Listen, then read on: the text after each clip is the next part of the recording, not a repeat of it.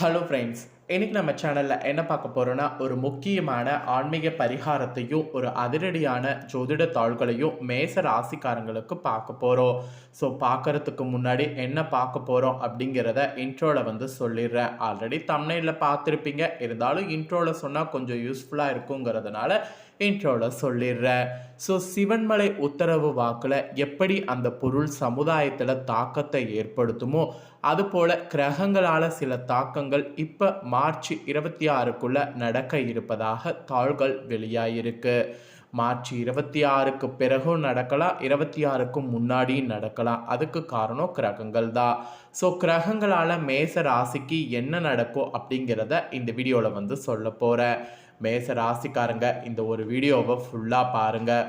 உங்களுக்கு என்ன நடக்கும் அப்படிங்கிற தாள்களை தெளிவாக இந்த வீடியோவில் நான் சொல்வதை தெரிஞ்சு அதற்கேற்ப நடந்து பயன் பெறுங்க. ஃபர்ஸ்ட் சிவன்மலை ஆண்டவர் பெட்டியை பற்றி உங்களுக்கு சொல்கிறேன். இந்த உத்தரவு பெட்டியில் இப்போது உத்தரவு பொருள் என்ன வைக்கப்பட்டிருக்கு அப்படிங்கிறத சொல்கிறேன். அதெல்லாம் இந்த வீடியோவில் வந்து மேச ராசிக்காரங்க தெரிஞ்சுக்குங்க. அதுக்கப்புறமேட்டு உங்களுக்கான பலனை அதிரடியாக இந்த வீடியோவில் பார்க்கலாம்.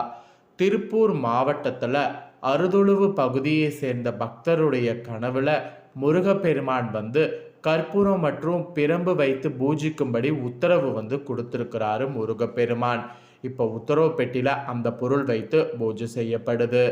இந்த கோவில் வந்து தமிழகத்தில் பிரசித்தி பெற்ற கோவிலுங்க. தமிழகத்தில் பிரசித்தி பெற்ற ஆலயங்கள் நிறைய இருக்கு. அதில் ஒரு கோவில் தான் இந்த கோவில். இந்த கோவில் வந்து திருப்பூர் மாவட்டம் காங்கேயத்துக்கு அடுத்து அமைந்திருக்கு. இந்த கோவில் பற்றி தெரியாதவங்க சுற்று வட்டாரத்தில் யாருமே இருக்க மாட்டாங்க.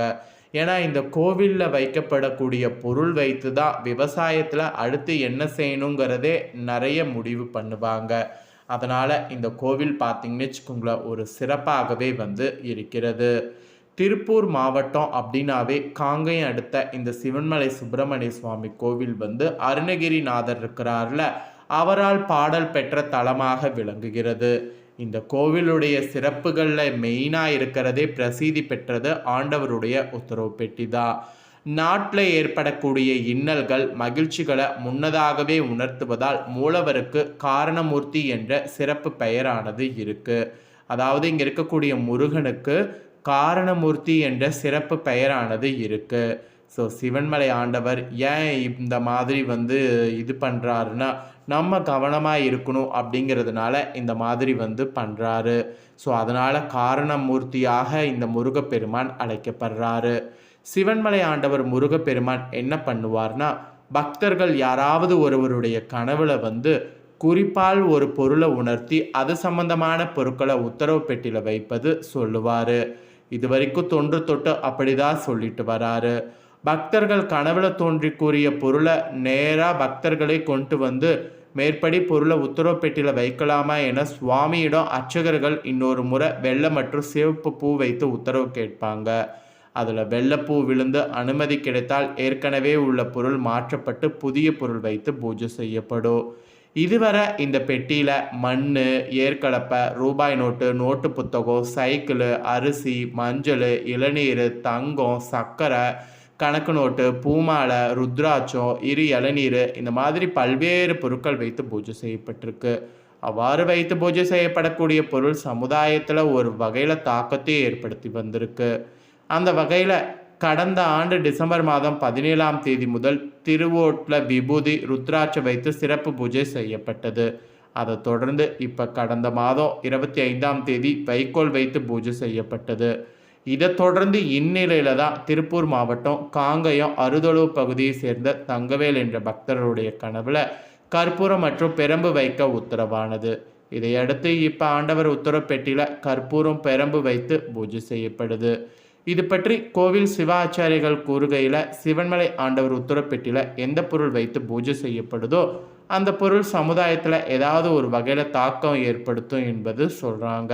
ஸோ இப்போ இந்த பிரம்பு வைத்திருக்கிறது எலெக்ஷன் டைம்லங்கிறதுனால கண்டிப்பாக நாடுக்கு ஒரு நல்ல ஒரு ரிசல்ட் கிடைக்கும் அப்படிங்கிற மாதிரி சொல்கிறாங்க.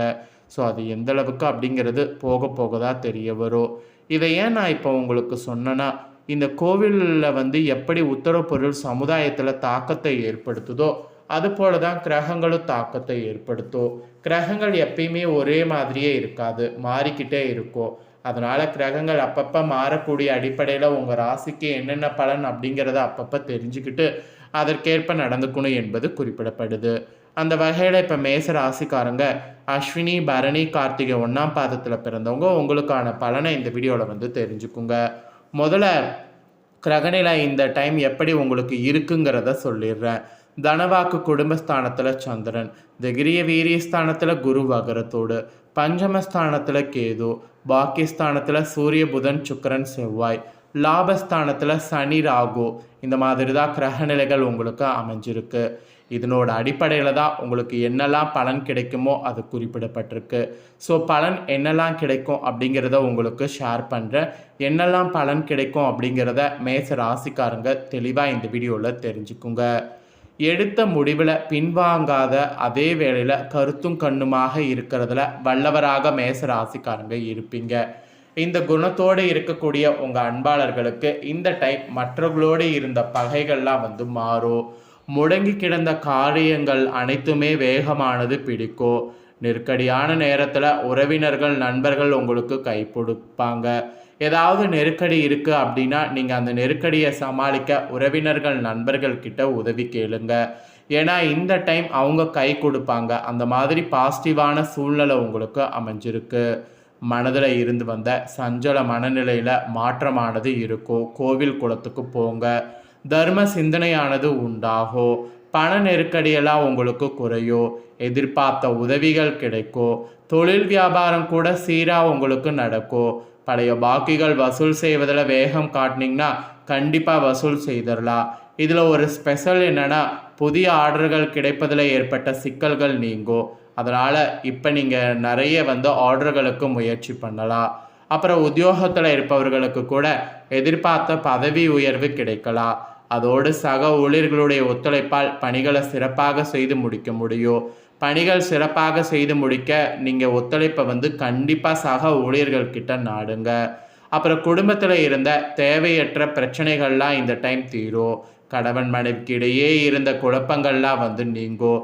பிள்ளைகள் கல்வியில் அக்கறையானது காண்பிக்கிறது ரொம்ப முக்கியம். அதோடு நண்பர்கள், உறவினர்கள் உங்களுக்கு ஆதரவாக இருப்பாங்க.